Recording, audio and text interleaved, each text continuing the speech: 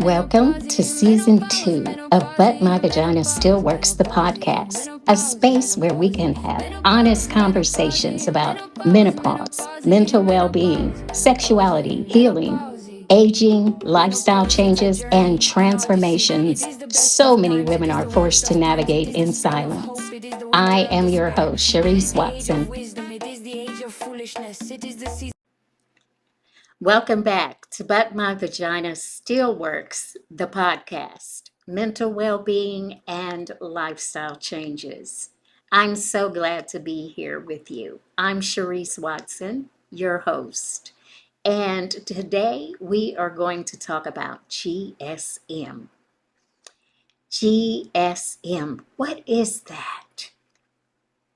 All of you women that are born with fallopian tubes, a uterus, and ovaries will come to the point in your menopause journey where you have GSM of some type. Now, there are many symptoms involved with GSM. What is that? What does that stand for? It's Genitourinary Syndrome in Menopause. And these are some of the symptoms that come with it. Your bladder feeling full all the time, having to urinate all the time, leaking urine frequently. Then there's also the dryness that you may get in your vagina. When you're having sex, it may become uncomfortable. There's also the shrinking of your labia, your lips, and your clitoris. Even your cervix can shrink. Now, this sounds very drastic and dramatic, and it can be if you're not prepared for it. I wasn't prepared for it. In fact, last year around April, I wrote a post on TikTok about lips shrinking, your lips, your vaginal lips shrinking. And at that time, I wasn't experiencing that. In fact, I thought it was something that would happen to someone else. Not me. Not me. I have big lips everywhere. So it couldn't be me. I was wrong. And a year after posting that TikTok, it happened to me. Now, I am convinced that it happened because I added a medication into my body for high cholesterol. Atorvastatin is the medication I began taking in July of last year. That is when my symptoms began appearing. I started gaining weight out of nowhere, and I had been able to maintain my weight for 5 years in the same weight. And all of a sudden, when I started taking that atorvastatin, my weight went up. Then I started noticing that my vagina was becoming dry again. And I say again because back in 2010 to about 2017, I was having those vaginal symptoms of dryness and low libido. Now, the shrinking wasn't happening back then. And I found a way to deal with those symptoms holistically, the dryness at that time and the low libido. So I found a way to deal with those symptoms, and that was through plant medicine. It was through using cannabis and THC. That is how I alleviated my GSM symptoms back in the early 2010s. Okay. Now, so fast forward to 2025. From 2017, when I started using plant medicine, cannabis, and THC for my GSM symptoms, everything went away. My dryness went away. Even my libido came back. So cannabis was the answer to that problem back in 2010, up when I wasn't having HRT. I was white knuckling my way through the dryness, okay? And not until I started using the cannabis in 2017 did I find relief. Now, so from 2017 to 2025, I'm having regular good sex, no dryness. My libido came back. Thank God for plant medicine. I was very happy. And it seemed like in a short period of time, I started experiencing the GSM symptoms after I started taking that medication in July of 2025. And the quickness of which it happened was shocking. And for women, it's shocking because we don't know. No one told us this was going to happen to us one day.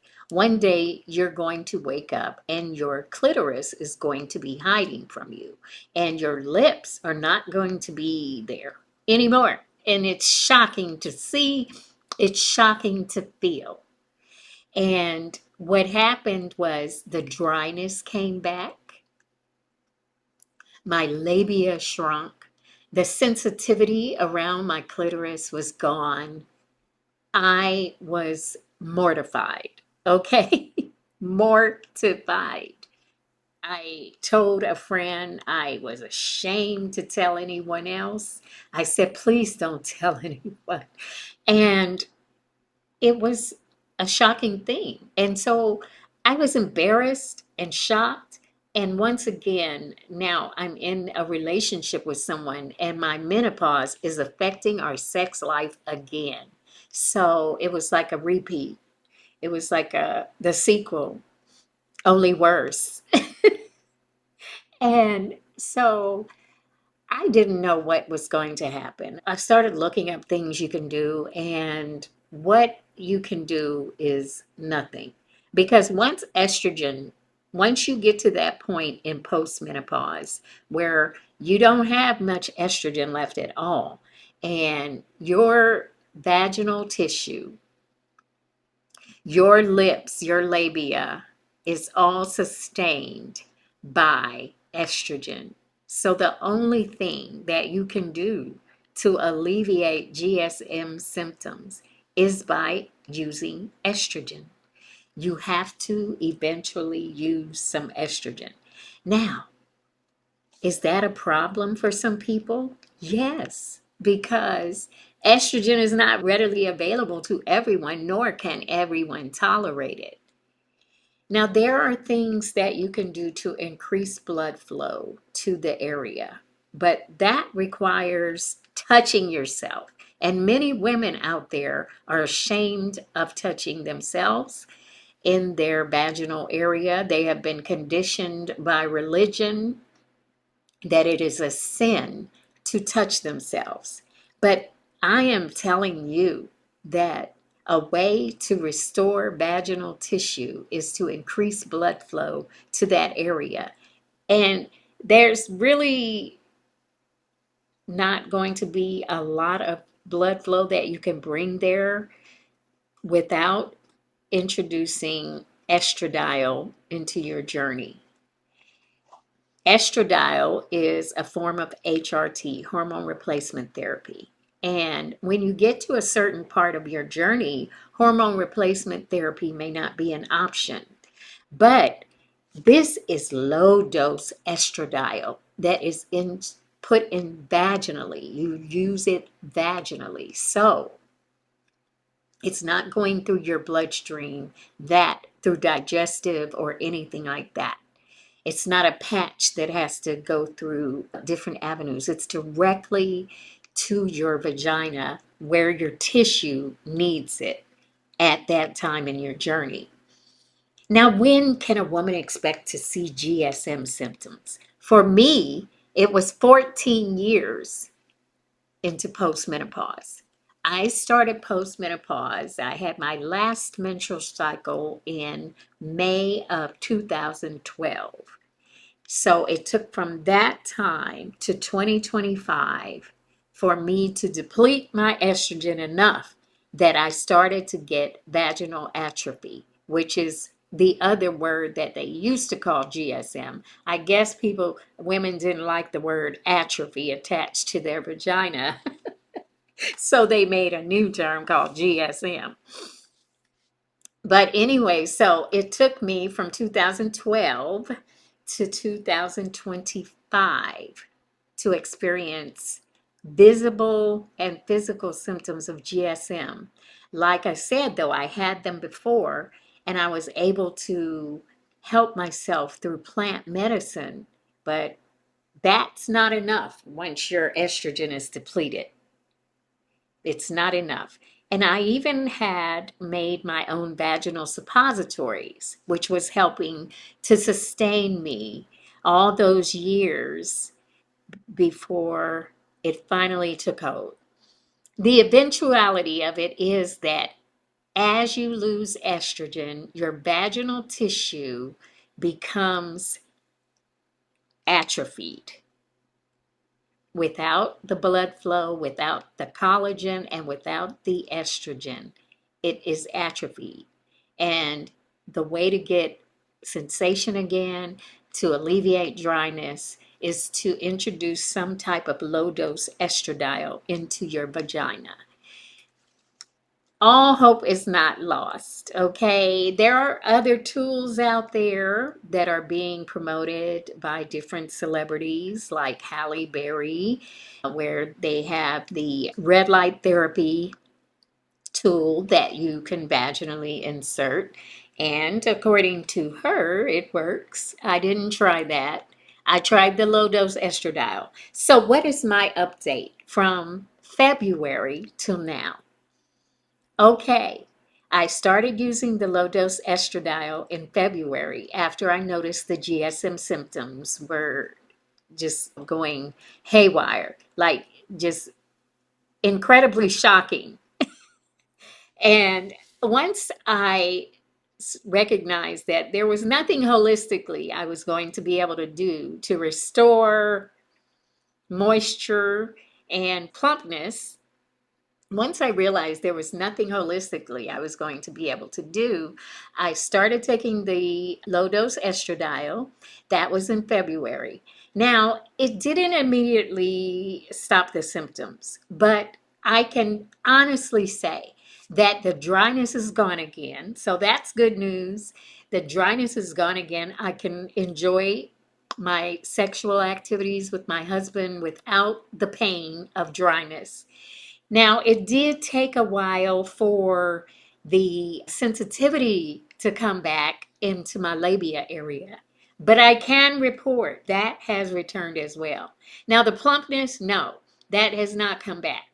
And so that's just something that mentally I'm going to have to deal with, that my body has changed because of the loss of estrogen, and it's not going to return to what it was before. But I still can experience pleasure. And that is what is important to me, because I am not a woman that is going to just have painful sex.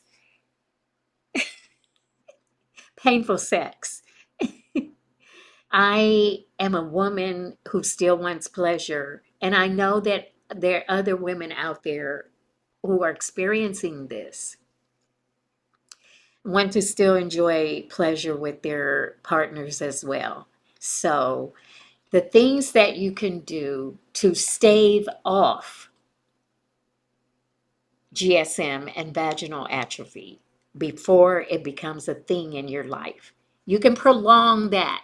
So, a woman who is going through peri and postmenopause, once you get to that point where you no longer have a menstrual cycle, you're in postmenopause.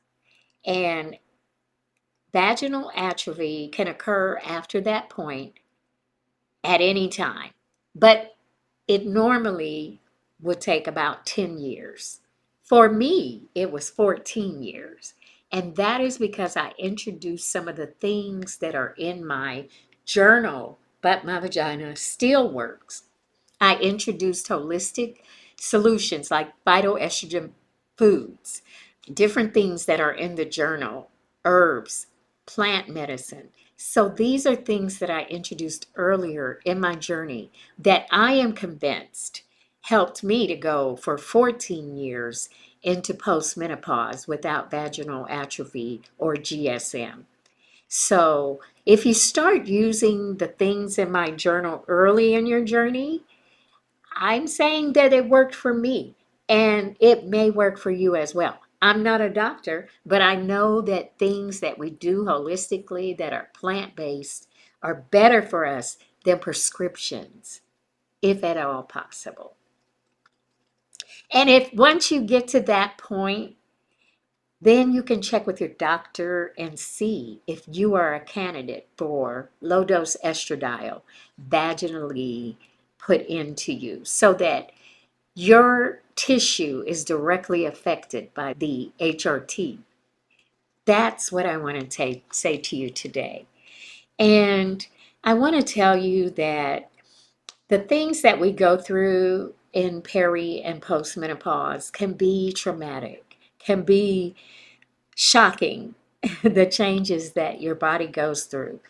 But there are solutions. And when you come out on the other side of your journey, you are going to be such a powerful woman. You are going to look completely different because I do. And so I know that it will happen for you too. And the suffering that you go through during the journey is all lessons for you, the most beautiful parts of you to come out and shine. Okay? Thank you for joining me today on But My Vagina Still Works, the podcast. And I look forward to having more conversations with you on season 2. Thank you so much for spending this time with me today on But My Vagina Still Works, the podcast. Conversations about mental well being, menopause healing, sexuality, and lifestyle changes for women navigating peri and postmenopause. If this episode resonated with you, please subscribe, follow, and share the podcast on YouTube, Spotify, Apple Podcast, or wherever you listen. Every subscription, review, comment, and share helps these conversations reach more women who may be suffering in silence and need help.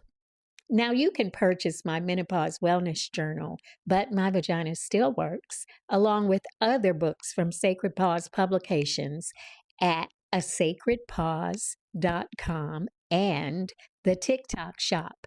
And because I believe healing happens best in community, when you purchase the But My Vagina Still Works journal, directly through the website or the TikTok shop, you'll also receive access to a complimentary coaching session with me to help support you on your menopause journey. Now, listen, you are not broken, you are not disappearing, and you do not have to navigate this transition alone. I'm here, and so is this podcast. So until next time, take a sacred pause and keep honoring your healing.